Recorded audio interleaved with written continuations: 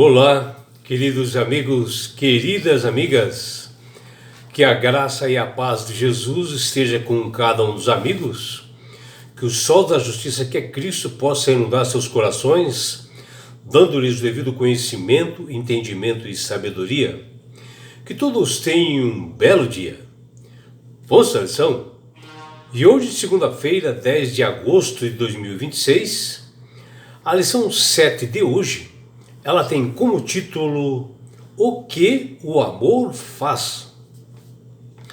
Na realidade, o desamor, o egoísmo, eles surgiram no céu quando um ser perfeito, um anjo de luz criado por Deus, ele iniciou uma rebelião no céu, uma malevolência tremenda, provocando uma guerra, né?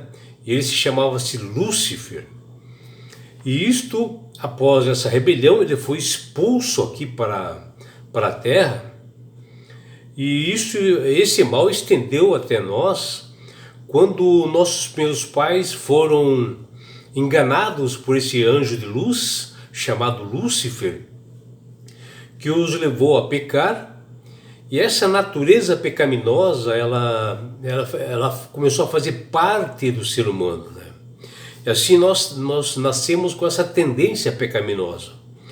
E o inimigo tenta sempre denegrir o caráter de Deus, que é amor, e ele passou a colocar isto na mente das pessoas, né? Que Deus é culpado por todas as ações nesse mundo. E no livro de Mateus, capítulo 24, versículo 12, Mateus 24, versículo 12, nos diz: E por se multiplicar a iniquidade, no caso o mal, o amor se esfriará de quase todos. E isto começou a se cumprir nos dias dos apóstolos, né, como nós podemos ver no livro de Atos, capítulo 2, onde os judeus não aceitaram a Jesus como Messias, e Jesus saiu do trono da graça justamente para salvar o povo judeu. E eles não foram aceitos, né? Porque pela maldade de seus corações, e os judeus eram o povo de Deus até aquele momento. E quando eles não aceitaram a Jesus como Salvador, a graça veio até nós, aos gentios, né? Porque Deus estendeu realmente essa benevolência para todos nós, através do seu amor. E tanto é que os judeus, né, que eram um povo para ser realmente o povo de Deus, eles crucificaram Jesus. E esta profecia do próprio Jesus, que ele diz lá, que a iniquidade do amor se esfriará de quase todos, se estendeu para os dias de hoje também, que antecede a segunda vinda de Jesus, que muitos estão deixando o amor de lado, né, partindo para a violência, para crimes, para estupros, né? E o apóstolo Paulo, ele observou isto já na igreja de Corinto, de um esfriamento do amor, e ele realmente dá uma exortação em 1 Coríntios 13, para que as pessoas se voltassem realmente para Deus e tomassem consciência disto. E ele fala isso dentro da igreja de Corinto, que está lá em 1 Coríntios capítulo 13, dos versos 4 até 7, e Paulo apresenta para eles de Corinto, para eles se enxergarem quais eram as qualidades do amor, mostrando que o amor não é o que eles pensavam, não é o que eles faziam, o que eles deixavam de fazer. O apóstolo personifica o amor para que todos enxergassem o que é o verdadeiro amor, e que os coríntios se enxergassem também isto, como deve se comportar alguém que está cheio desse amor, impulsionado através do Espírito Santo, que é realmente a terceira pessoa da Trindade, que dá esse dom para as pessoas. Em sua descrição, Paulo usa uma série de verbos mencionada isto para definir o que é o amor. Para ele, o amor está mais relacionado a ações práticas do que sentimentos ou emoções. E Paulo começa dizendo que aquele que ama, ele é paciente, que do grego vem makrotimeu, é a palavra, que significa ser paciente, perseverante, né? Em todas as circunstâncias e aflições que aparecem, a pessoa se mantém paciente. E envolve a capacidade de ser tolerante uns com os outros, que fala em Efésios 4:2. E Paulo também menciona que quem ama, ele é bondoso, que está lá em kresteomai, né? Esse verbo ocorre, do grego isso, kresteomai.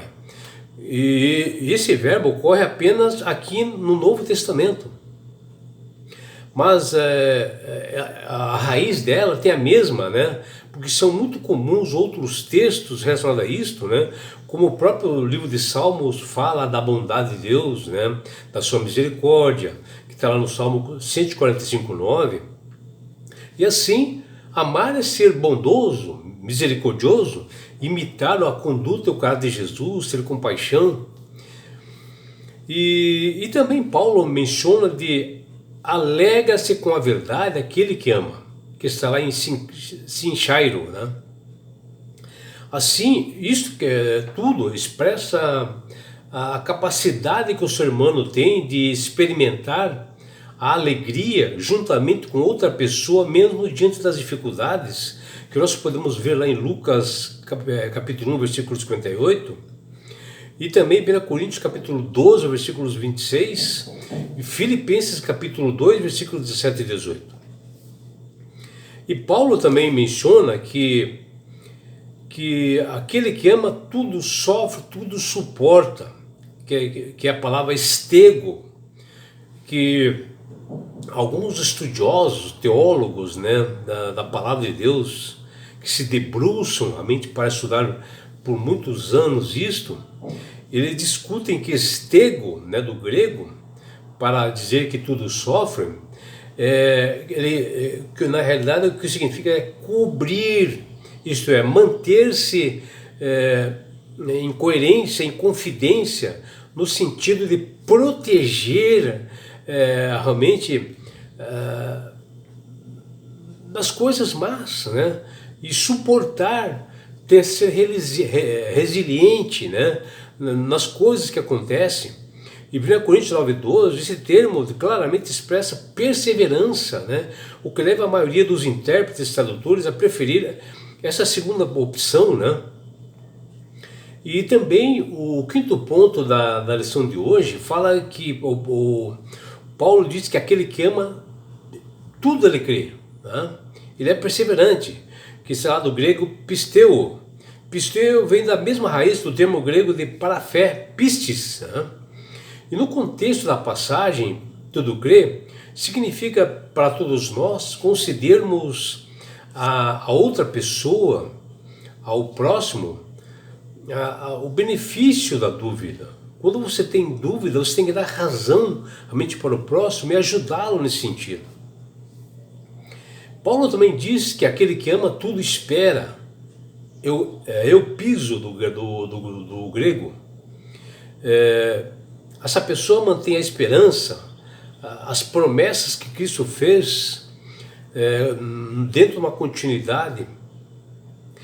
E eu piso sempre se refere a crer, esperar e aguardar, né?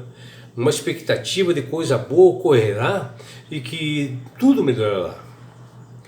E o sétimo ponto, ele diz lá que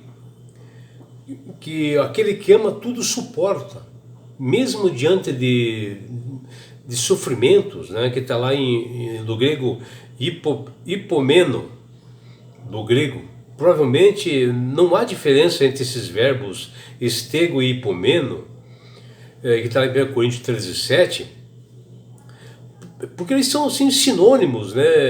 Indicando realmente uma pessoa consistente, né? Resiliente, perseverante, em meio a todas as provações que nós temos.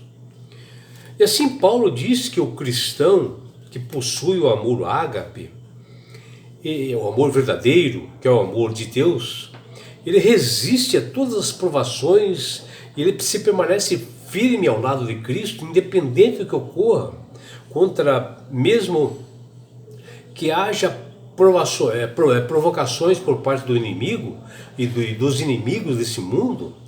A pessoa se mantém firme, suporta as hostilidades, suporta as perseguições em todos os lugares, no trabalho, no lar, na igreja, porque Cristo prometeu algo muito superior a todos esses sofrimentos. Um lugar onde não haja mais dor, mais morte, que é as mansões celestiais. Uma pessoa que se mantém firme assim.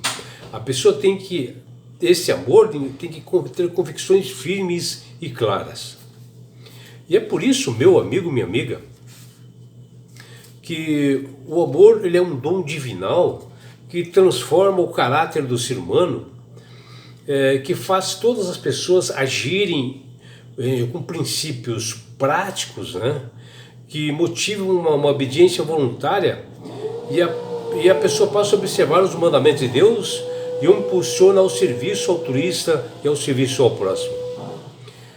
E ao assistirmos os jornais, vendo notícias pela TV, em meios sociais, nós ficamos assim preocupados, né, com as coisas que ocorrem, né, aos alertas que nós observamos que acontece, nessa grande porcentagem de assassinatos, abusos sexuais em crianças, roubos e violências contra mulheres, contra idosos, se multiplicam a cada dia.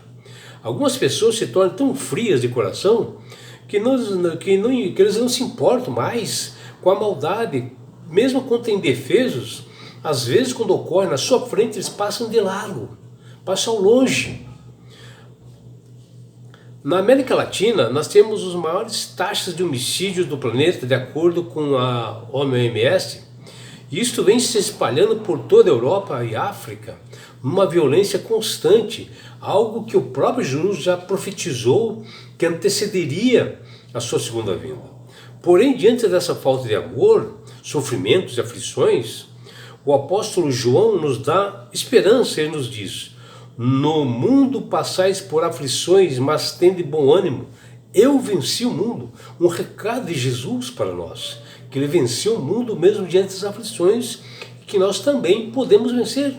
Foi exatamente por isso, pela falta de amor, da violência que ocorre muito, né, no mundo, promiscuidade, é que Jesus veio ao nosso planeta pela primeira vez para deixar bem claro a todos nós: podemos vencer o mundo em Cristo, podemos encontrar a paz, a proteção, e Ele enxugará todas as nossas lágrimas, as injustiças que ocorrem na nossa vida, e principalmente por parte de inimigos.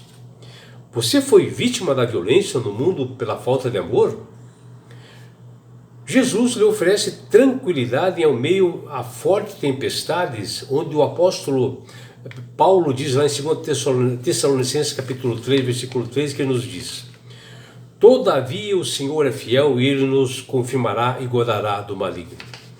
O caminho para um mundo novo, sem violência, com amor, é o que Jesus diz lá em João 14,6. Eu sou o caminho e a verdade e a vida. Ninguém vai ao Pai senão por mim. As profecias se cumprirão para o nosso bem, para dar esperança para nós, dizendo que realmente Jesus estava vendo a verdade, porque o homem vai se corrompendo cada vez mais e não tem mais parada para ele. E isto faz essa esperança de Jesus que nós venhamos a suportar como verdadeiro cristão, se manter a fé em Jesus, porque Ele está voltando e os sinais da sua segunda vinda estão bastante próximos. Que você, meu amigo, minha amiga, tenha um dia prazeroso e deleitoso ao lado do Criador do Universo. É o que deseja seu amigo João Carlos Amorim.